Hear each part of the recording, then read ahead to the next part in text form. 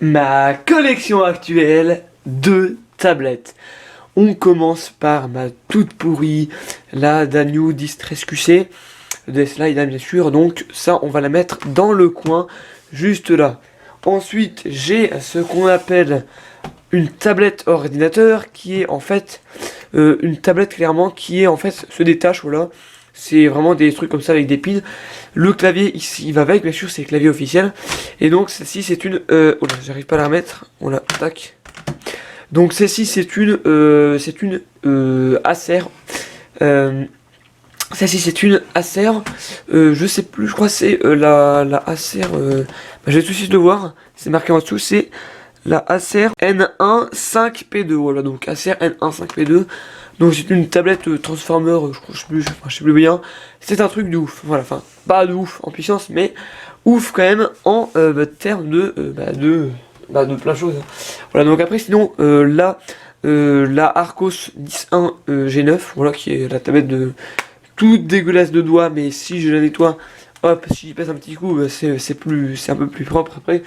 Après, il faut mettre un petit coup de nettoyant de microfibre. Ensuite, évidemment, la petite Arcos 4.3 Internet tablette, qui est une tablette, il n'y a pas de téléphone là-dedans, hein.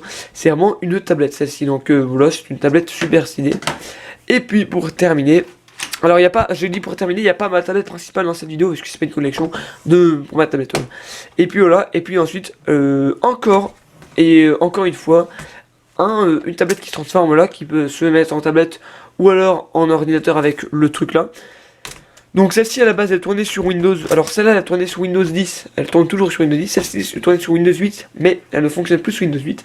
Donc maintenant c'est tout simplement juste un truc sur Linux que j'ai mis parce que le Windows 8 j'ai beau le mettre mais il n'y a pas les drivers. Donc voilà.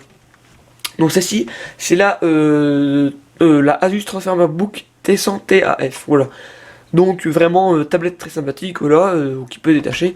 Donc évidemment tout ça c'est tactile, hein, tout ça c'est tactile, c'est-à-dire j'ai beau détacher ici l'écran comme ça du clavier, l'écran sera tactile évidemment. Même d'ailleurs si je le laisse brancher dessus, hein, là l'écran est tactile, je peux tranquillement aller sur mes trucs, je peux tranquillement taper sur mon clavier, enfin bref. Donc voilà, c'est tout pour ma tablette, ma collection de tablettes. Alors celle-ci, la petite Arcos, là je l'ai plusieurs fois, hein, je l'ai plein de fois celle-là.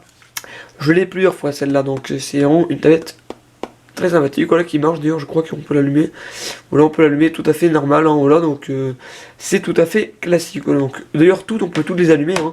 Je vais pas toutes les allumer mais je vous montre un petit peu que elles s'allument toutes. Voilà, par exemple celle-là là, qui est allumée, enfin qui est en veille, qui est en sommeil profond, je peux l'allumer comme ça, la petite LED s'allume et donc là j'ai accès à la machine. On voit que l'écran s'allume, mais pourquoi ça va pas plus loin? Ah si, c'est bon. Voilà, donc on peut les allumer, elles marchent toutes, voilà. Donc voilà, celle-là là-bas, elle marche bien, enfin, elle marche pas bien, hein, justement. Elle marche, mais pas bien, celle-là, c'est la Danyu DS Lite Distress QC. Alors si vous voulez une tablette, je vous déconseille fortement de l'acheter, parce que clairement, j'ai payé hyper cher pour pas grand-chose.